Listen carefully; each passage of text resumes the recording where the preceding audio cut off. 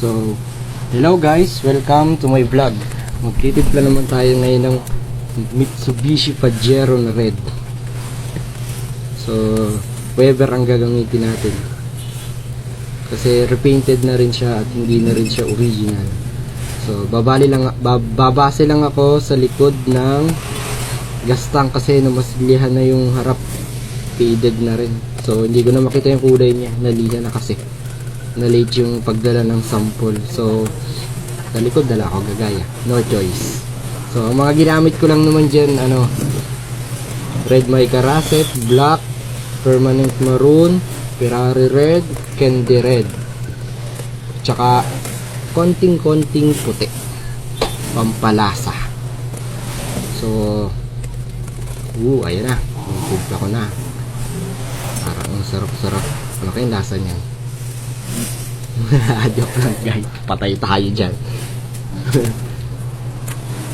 So, hintayin lang natin. Tapos, ayan, nagpaputla na ako. Hinahabol ko kasi, kaya nagpapataka ako ng puti para mahabol yung pagkakupas ng kulay. Yung kaunting putla lang. Hindi naman sobra, sakto lang. So, yun lang, panghabol lang siya. Kaya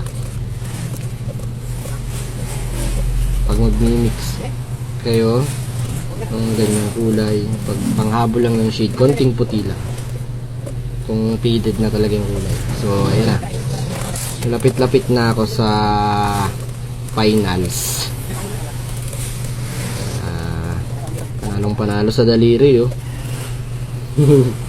walang pang pamanicure.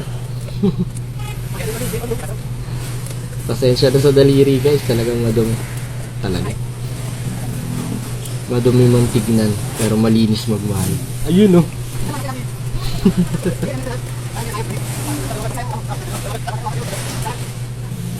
So, konti na lang guys. Malapit nang matapos yan. Konting waiting na lang. So, customer ako dyan, si Jerry Boy. Ang makulit.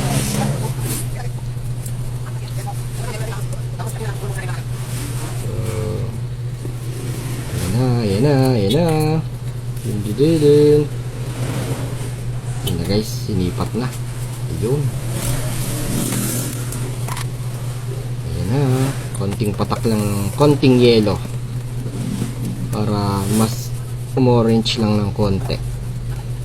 So, ayan na. Finals. Ayan. Thanks for watching guys.